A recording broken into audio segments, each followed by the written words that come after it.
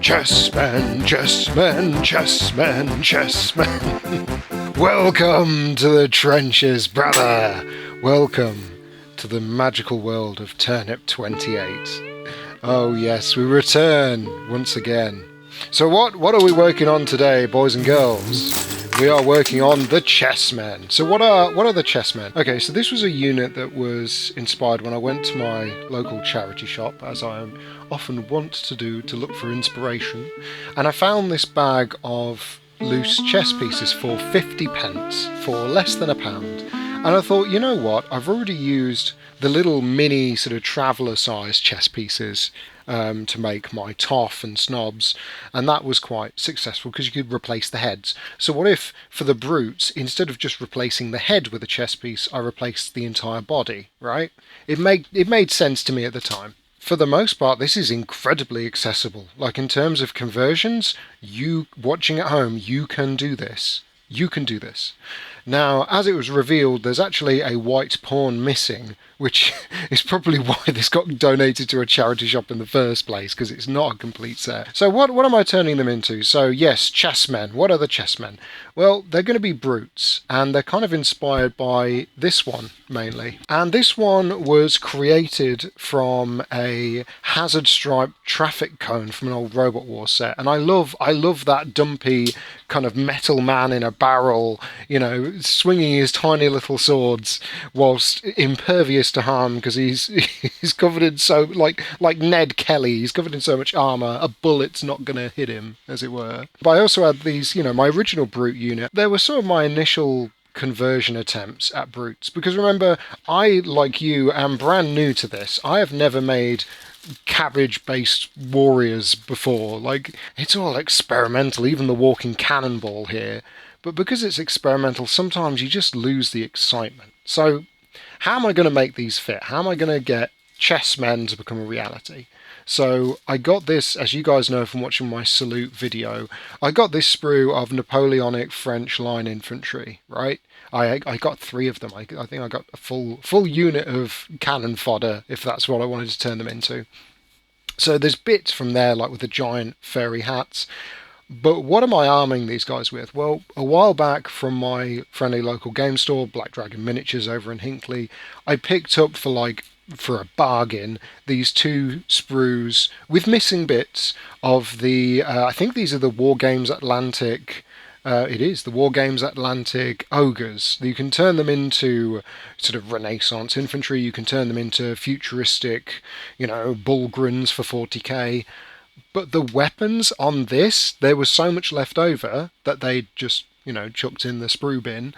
And I love all the flintlock weaponry and I love the giant halberds and the giant great swords and all this. And I'm like, these are perfectly sized for brutes, for these hench like a cornetto brutes, as it were, because they're all top heavy with tiny legs. So how are we actually going to assemble these? So first thing to do with any chess piece, you need to cut them to size. I'm literally just chopping off from the base ring the tops of the chess pieces, about sort of the top 2/3, and yes, there's a bit of cleanup whenever you take a saw out and cut through these bad boys. And no, these aren't exactly precise and, you know, laser accurate, but for Turnip28 you kind of don't need to worry about that, do you? You can just snip away and have a good time. So you get your chess pieces, you cut them up, and yes, you're going to need to do some cleaning work.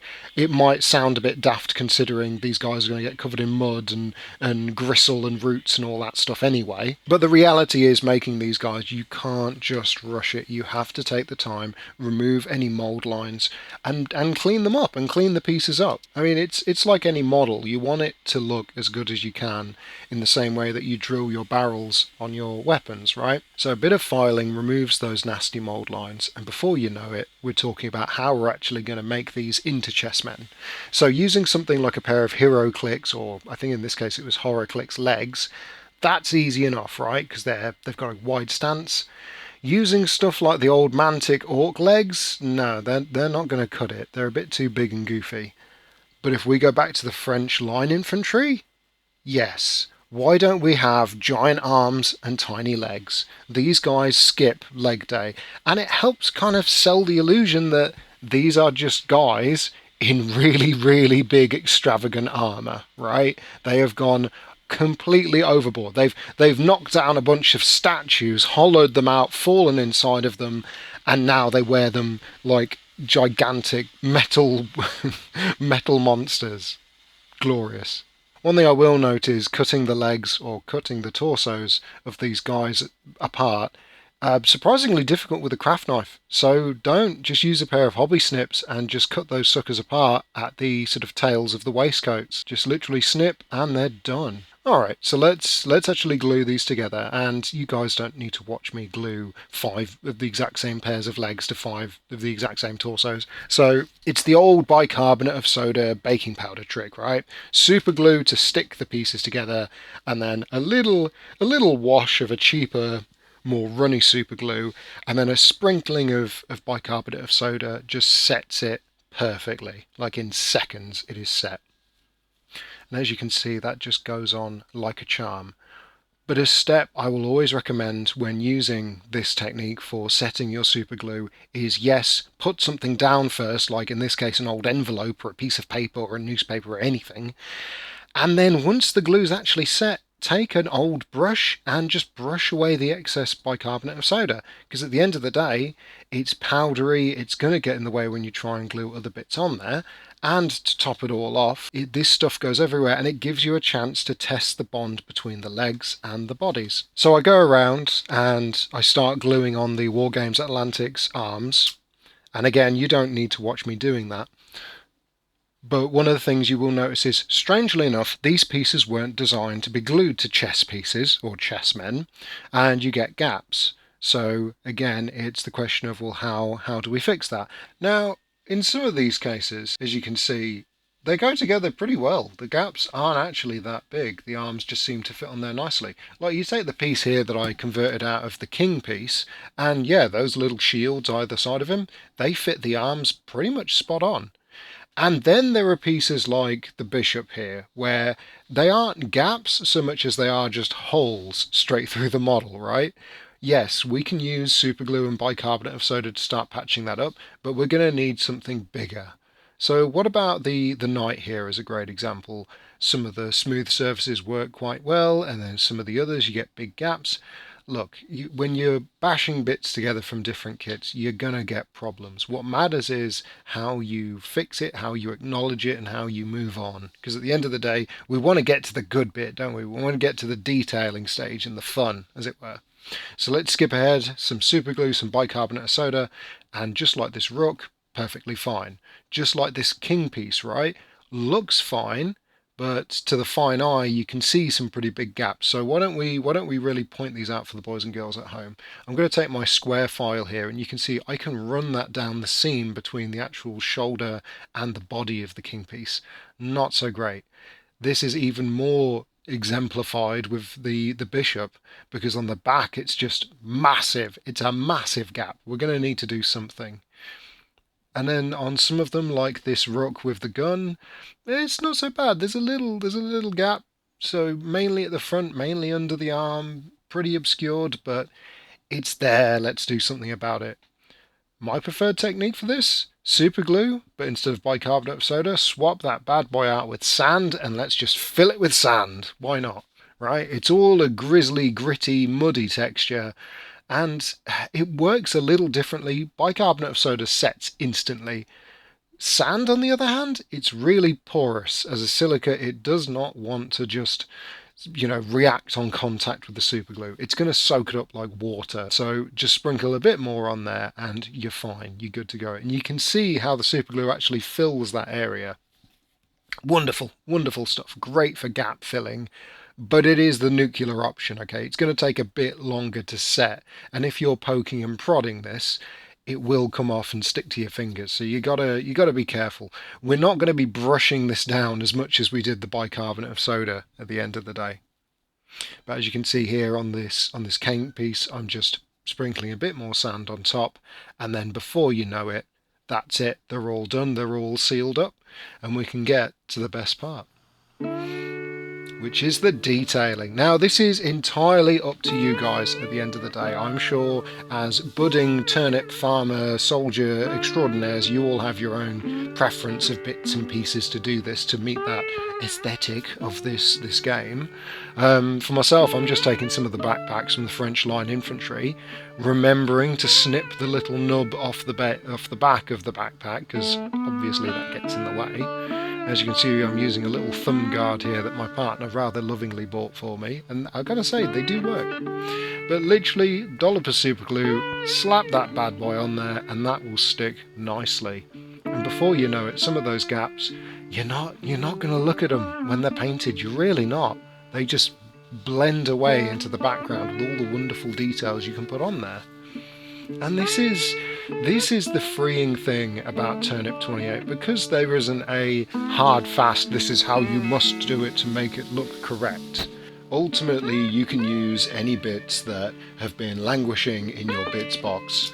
You can use all the funny little details that you've been just waiting for a project like this to come along. And this is the nice thing about using bits from kits and other weird kit bash materials. Like, I'm going to reuse that button, that shield with the wonderful detail on it. You can just, really go to town on them. I mean, little bits from kits make any scratch built or trash bash or upcycled project look better, 10 times better, 10 times more realistic. I mean, I'm going to make this rifle one look a little bit more intimidating by putting a bearskin hat in that wonderful crenellation on top of the rook tower, as it were. And all of a sudden, when this is painted, it just looks real. It looks more believable. And don't worry about scale, don't worry about size. It's Turnip28, it's free, it's meant to be silly and goofy. And, if you want these guys to have 4 arms and 4 different weapons, go for it. Let your imagination run wild, because that is the wonderful freeing thing about Turnip28 and about this hobby. I'll always be an advocate of taking bits like these weird these weird seed pod looking things that I picked up last summer. I'll always be an advocate for taking things like that, the stems from them, cutting them to make these little marks of honor or badges, where the actual root is a metal plate with, some sort of fronds coming out the top of it. One step I'd always advise you do take with these kind of hobbies, because it just adds so much extra detail, is use some thin plastic rod and just cut little rivets and stick them on there. Once painted, they give a wonderful sense of scale and just help bring everything together, because it's those little fine additions that help your models stand out at the end of the day. Honestly, I love it. I'm in love with this weird, wacky part of the hobby. And the nice thing about something as simple as Chessmen is they're instantly accessible. You can do this. And the techniques used, there are no sort of right or wrong ways of going about this. So now it's time to paint these bad boys up. And yeah, we've been having some pretty wet weather this November, haven't we? It's not been great. But not to worry, the weather dries up. I managed to spray them. And here they are ultimately painted. And I've said it before when I was first getting into Turnip28, and I'll say it now looking at my toff and my snobs and my brutes.